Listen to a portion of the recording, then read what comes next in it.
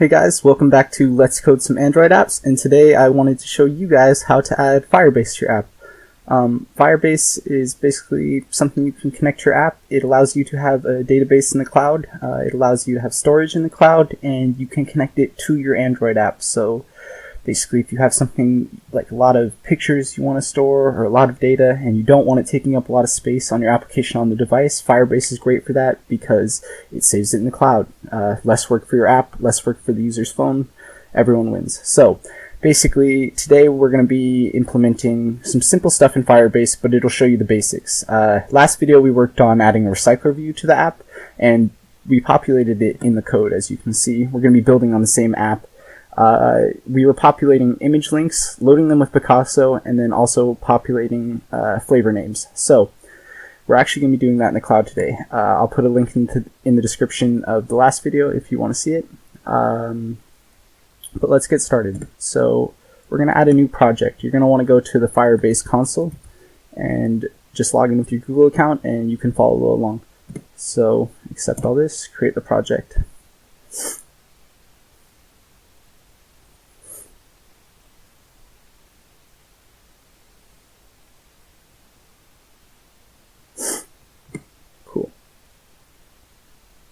And then you're going to want to click on this Android guy so we can connect it to our Android application. This part you want to get right because it has to be exactly the package name. So go into your Android Studio and you can see this is the package right here. You don't need to include the semicolon. Oops. I'm going to copy, paste that here. Nickname's optional, and you only really need this debug if you're going to be using stuff like Google Sign-In. It's just encryption, so don't worry about that right now. And what Firebase is going to do is generate a Google Services JSON file, which helps our app communicate with Firebase, this specific project. Okay, we're going to save this as Google Services JSON. It's got to be named exactly that, otherwise you will get an issue.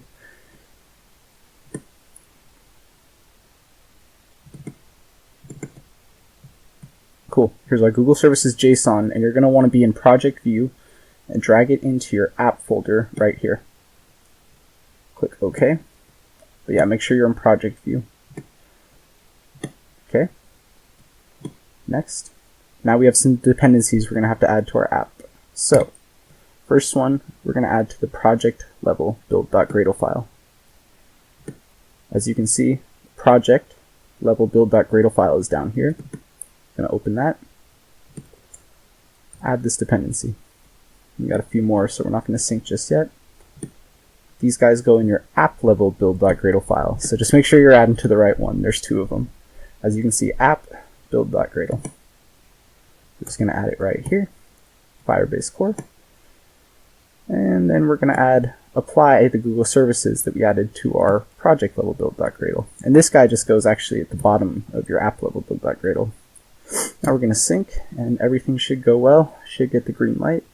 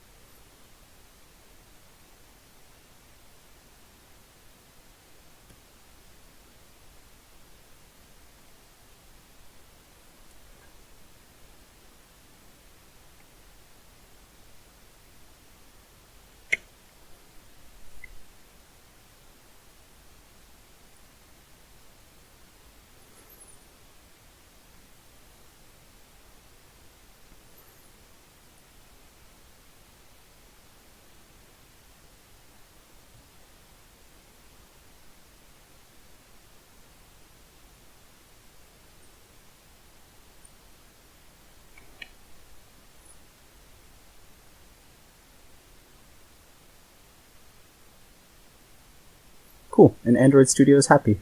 So then we go back into our Firebase, And the next thing it's going to want to do is it's actually going to check in with our application that it's communicating with this Firebase project correctly. So if you followed all the steps, it should. You're going to probably want to reinstall the app, so uninstall it and then connect your phone to Android Studio or your virtual device and then just run it again. It'll reinstall it. It has to kind of reboot for the Firebase to work sometimes, at least in my case. So we're going to go into Android Studio. And in just a sec, I'm going to connect my device here. I already uninstalled the app, so now we're just going to run it again.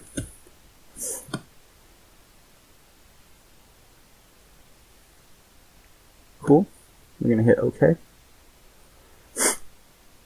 We'll let that go in the background. It's going to reinstall on my device, and then we should get a checkbox so that Firebase knows our app is talking to it.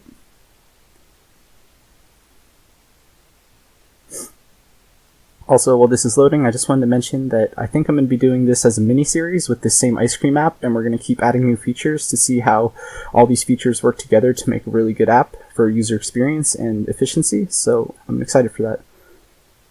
But yeah, this is just loading in the background here, and we're going to let it load. Let's see. Still building.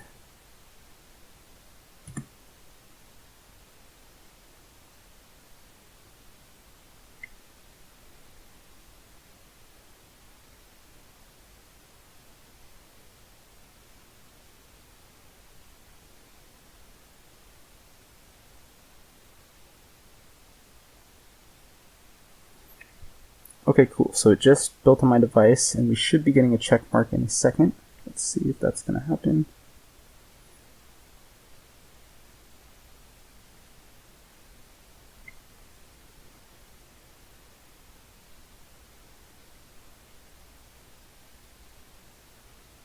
Still checking. Interesting.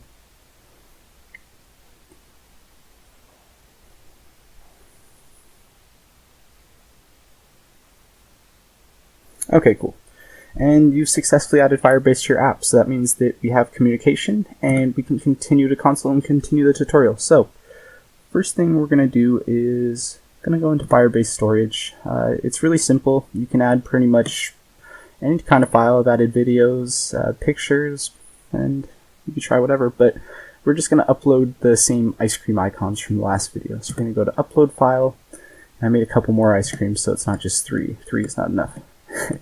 Anyways, we are going to add all these ice cream files to the storage. And what you're going to notice here that's pretty cool is, yeah, it's got your image in the storage. So this is in the cloud, remember that. And what's nice is it actually gives you a download URL for each of the images. So if you're using Glide or Picasso or some image loading library, it gives you the download URL right here. And it's actually the same URL I was using in the last video, except for it was hard-coded in the code. Now what we're going to do is in a new tab, open up the database. And it's going to ask us for which kind of rules we want to add. We're going to set it so that you can just read or write without any kind of security. In the future, if you're storing sensitive data, you're going to want to learn up on security, but for now, we're just going to keep it open. So right here, locked mode, you can't read or write unless you have some kind of key. We're going to start in test mode where you can read or write as long as you have access to this database somehow, like your app. Anyways, yes, your security rules are public. So this is like a node in Firebase. It's really cool with this database because you can just click and kind of visualize your stuff versus like SQL in Android where you have to kind of visualize it in your head. So this is pretty cool. So what we're going to do is add a node called flavors and add some subnodes in here for each of the flavors. So we're going to make the keys the names of the flavors, and we're going to make the values these download links from storage. So we have blueberry. I'm going to add the download URL here. And then we're going to click plus again, and we're going to do this for, we'll just do 4 flavors, so it's not every single flavor. Copy the download URL, that one is cotton candy. And you can't have spaces on the left, so I'll show you a little trick so that you do get spaces later, but that's later. And then we got mint chocolate.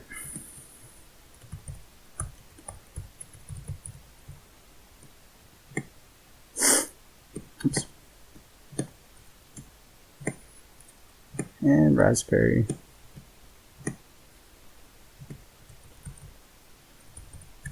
Alright, we made it this far. We'll just do the last 2 flavors too. And sherbet.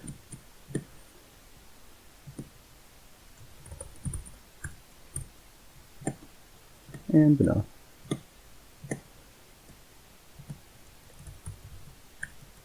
Cool, now we just hit enter. And you'll see that we have our main node, which you never, this is, when you call a reference, this is basically where you start.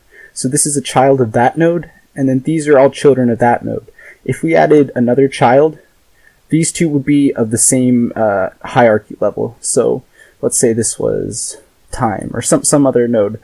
These two are both at the same level. They're not children of each other. They fall into this parent node, and they're both children of it. But anyways, we can do more on that later. So we have our child node with its children, and we want to basically retrieve these key and value pairs in our app so that we can display it in recycler view. So how we're going to do that is we need to actually add one more thing to our dependency, and that's Firebase database. And we're going to get this dependency from the Firebase docs. Just like with Android docs, Firebase has a ton of documentation. I recommend you read up if you're ever stuck. And one little thing is I ran into this issue where, because right now these are the 2 most recent versions on the Firebase website, but one is 16.06 and one is 16.01.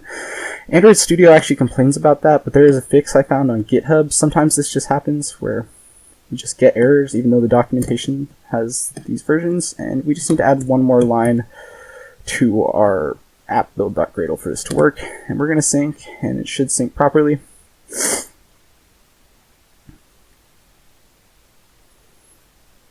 It looks like it's going well. Yeah, so just make sure you guys add this as well if you're working with these 2 specific versions. Sometimes Android Studio is really picky. It thinks 2 dependency versions won't work together if they're not exactly the same, but that's not the case here. Anyways, now we're going to go back into our ice cream main, and we're actually going to, we can actually just delete these 2. We'll just comment them out. We'll comment out our generate ice cream links and generate ice cream names, because we're actually going to now be retrieving these from the cloud. So I already wrote the method here. Where'd I have it?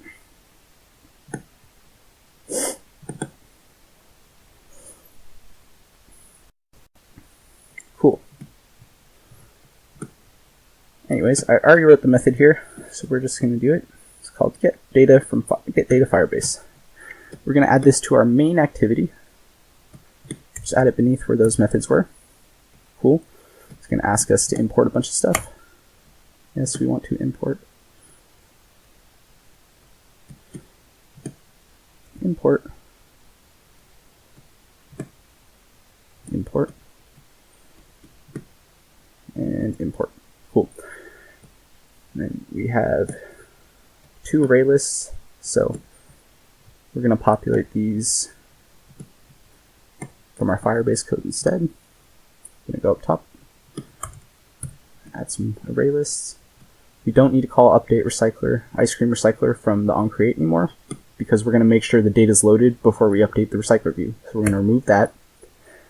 And then we're also going to be populating our adapter, not from the generate methods anymore, but now we're going to be populating them from the array list that we're loading data from Firebase from. So our M flavor image links for the links, and then our array list for M flavor names. Cool. Both of these are going to be populated from Firebase. We're also going to add one more constraint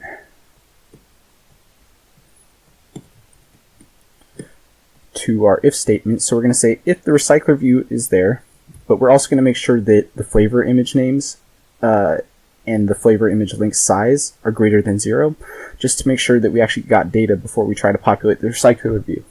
Otherwise you might get an error. So now back in this method, I'm just going to walk through some of this code. So first we're going to make sure that we actually define these array lists as new array lists, both of them, the links and the names. So then this line, Firebase database.get instance, it's talking to our specific project in the cloud. We're getting an instance to the database of the project that it connects to based on the Google Services JSON. So when it's getting an instance, it's getting an instance based on this Google Services JSON. and your specific project in the cloud. You get a reference to it, the database, and you talk about which child you want to talk to. You can add as many children right here, but we're only concerned with the first one, and I'll show you why in a second. And then you add a listener for single value event, new value event listener. And what that does is it lets you listen to all the, not really listen, but more so see all the children of this specific child. And so this data snapshot is showing basically all the subchildren of that child flavors.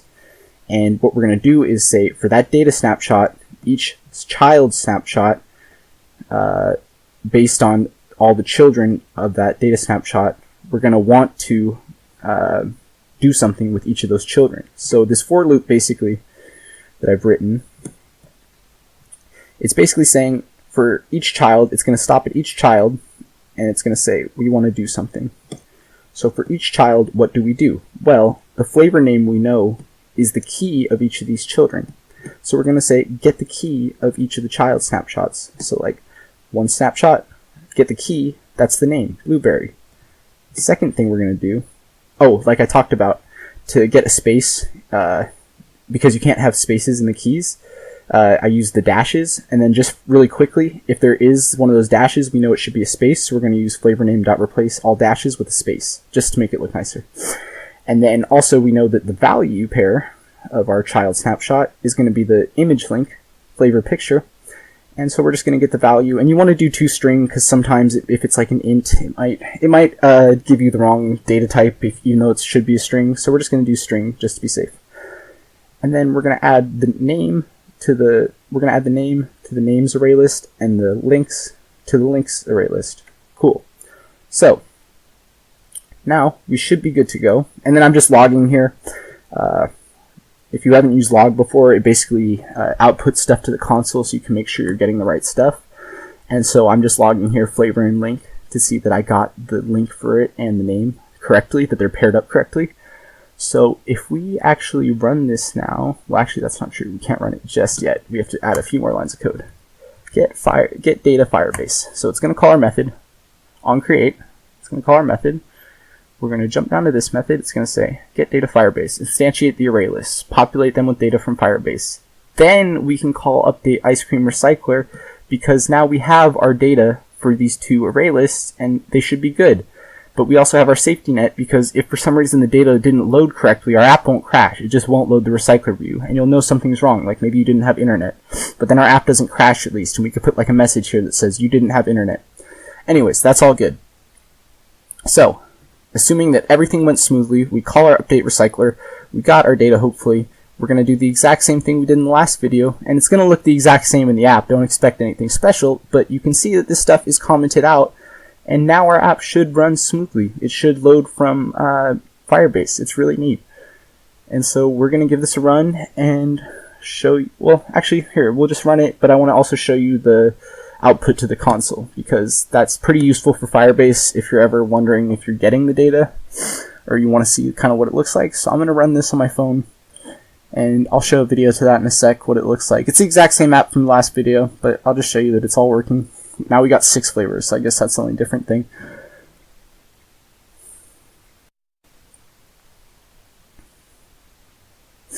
Anyways, this guy's going to run, and then you want to go into logcat so that come on, don't freeze on me. There we go.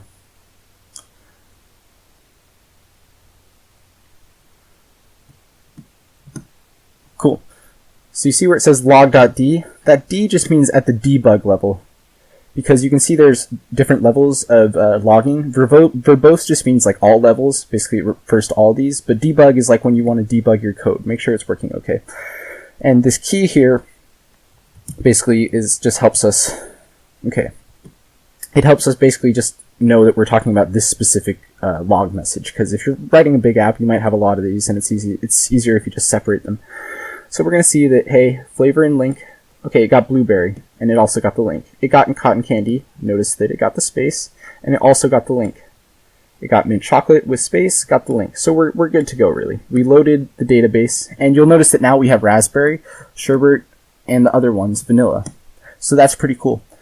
And basically now, like if we had like 1,000 flavors, that would be really tedious to have in your app, and it would take up more storage. But now with Firebase, it's as simple as you can just do it with clicking. You're not even writing much code. You're uploading images and you're connecting in the database.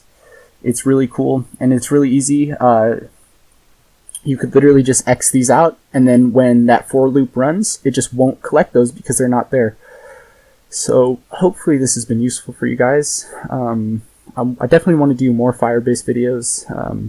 How to do like triggers in the cloud. So like if we sent a message like I would like to order a cotton candy, that it gives like a notification to the ice cream guy. We could have like an app for the ice cream guy and also ice cream users, kind of like some food delivery service. But that will be for another video. Anyways, yeah, I'll just show you guys what it looks like on the app.